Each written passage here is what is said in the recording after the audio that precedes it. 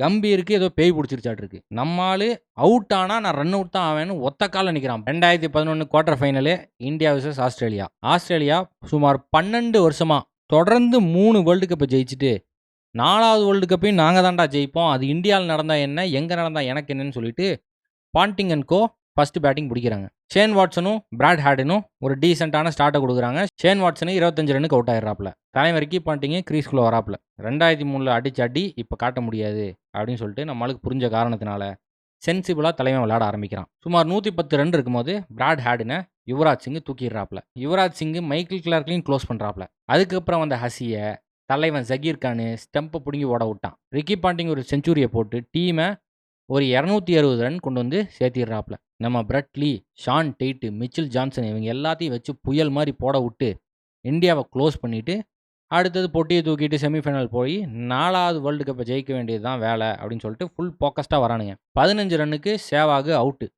அதுக்கப்புறம் சச்சின் டெண்டுல்கரும் கௌதம் கம்பீரும் ஆளுக்கு தலா 50-50 அடிக்கிறாங்க. 53 ரன்னுக்கு ஷான் டேட்டு சச்சினை க்ளோஸ் பண்ணிடுறான். டேவிட் ஹெசி விளையாட்டுக்காக ஒரு ஃபுல் டாஸ் போட்டு விட்டாப்ல. நம்ம விராட் கோலி என்ன பண்ணுறாப்புல, நேராக ஃபீல்டு கிட்ட அடிச்சு போட்டாப்ல. இந்த காரணத்தினால அடுத்தது யுவராஜ் சிங் வர வேண்டியதாக போச்சு.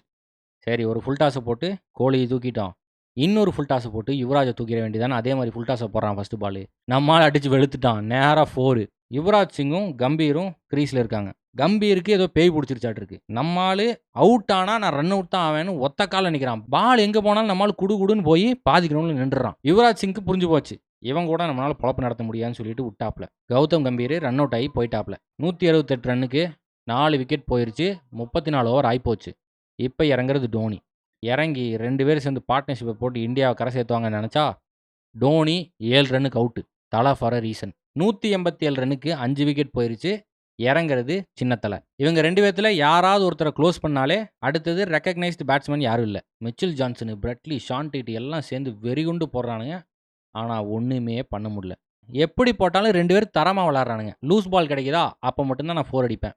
அனாவசியமாக காட்டு சுத்தலாம் சுத்த மாட்டேன்னு 2 பேரும் தெளிவாக இருக்காங்க. இவங்க 2 பேரும் சேர்ந்து அன்னைக்கு அடித்த அடியில் சுமார் 48வது ஓவர்லேயே இந்தியா ஜெயிக்கிறோம். நேராக போய் ஹாஸ்பிட்டலில் படுத்துட்டேன். ஏன்னா 2003 வேர்ல்டு கப்பை பார்த்துருக்கேனா இல்லையா, அதனால் உண்மையாலுமே போய் ஹாஸ்பிட்டலில் படுத்துட்டேன். ஆனால் அன்னைக்கு யுவராஜ் சிங் அடித்த அடியில் காய்ச்சல் போய் நேராக கிளம்பி வீட்டுக்கு வந்துட்டேன்.